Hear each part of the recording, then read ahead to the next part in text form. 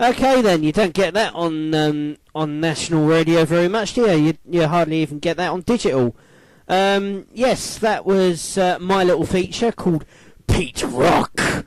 And do you want to know why it's called Pete Rock? The regular radio stations do not have imagination. That's the difference. No, I wouldn't exactly say that. I mean, Planet Rock do pretty well for themselves. No, I mean, the reason why I've called Pete Rock... Because it rocks. That too, but the real reason is... I can't remember what book I read this in. It might have been the Bible, or it might have been the Book of Names, which have meanings to them. What I learned in this book was that the name Peter means rock. Hence, the name of this feature, Pete Rock. Cool, huh? I didn't know that. Yeah, well, now you do. So, it's either because... Peter means rock, right? Either because everyone walks all over him, or he's a steady rock that people feel they can go to with problems and all that kind of stuff. Or it's because of Pete's love of rock music. A rolling stone never gathers a moss. Yeah, anyway, right. What you heard in Pete Rock was what I opened up with was Megadeth and Sleepwalker, which actually opened up the Megadeth show last Sunday at Brixton Academy. It was lovely, yeah. It was absolutely brilliant. I mean, Jurij not completely up to date with the Megadeth music, but I think you fell off the train of consequences in the late 90s, didn't you? But the red-headed frontman is still the same. Oh yes, absolutely.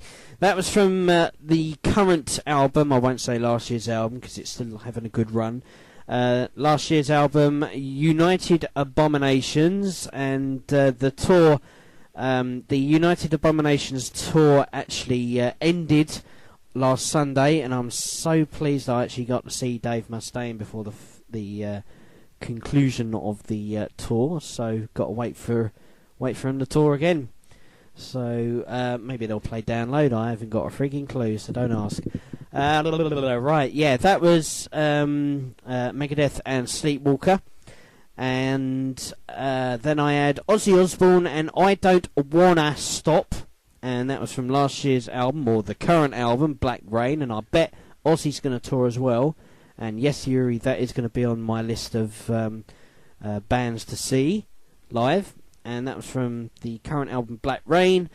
Metallica followed on from that with Sent Anger, which, if any long-term Metallica fans remember, was released on the 17th of June.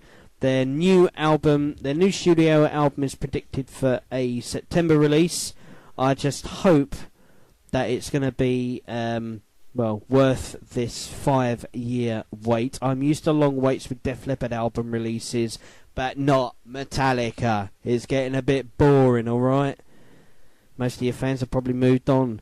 So, yeah, that was the title track from Sent Anger's 2003 album.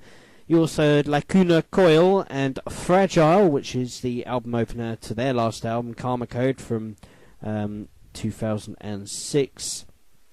And finally, last but not least, Within Temptation. Oh yeah, with the beautiful Sharon Den Adel, who if she wasn't married with a child, I'd ask her to marry me any day. That was Within Temptation and Destroyed from the 2004 album The Silent Force. Pete Rock. Yeah, he does. So this is Hot Metal on Rock Radio. That's it for my feature, and it's 7:30 now, and that means it's over to my producer bloke. Go on, Yuri. We'll continue our feature with classic thrash metal. Whoa! You need to introduce your feature first. What's your feature called? This is not a continuation from my feature. My feature's come and gone. It's finished, it's a different ballgame, yeah. Pete Rock, end credits, done by me. Now it's over to you, Yuri, with your feature. What is your feature called? the Jurij archives. That's it. Good. Okay. Right. Carry on then. Opening is dedicated to classic thrash metal period. We already heard two of the big four bands, Megadeth and Metallica, but we'll continue with less known band which parallelly was present in the late 80s. Flotsam and Jetsam recorded their first album. They actually were the original band of late Metallica bass guitar player Jason Newsted. So I would take from their first Doomsday for the Silver album The Desecrator.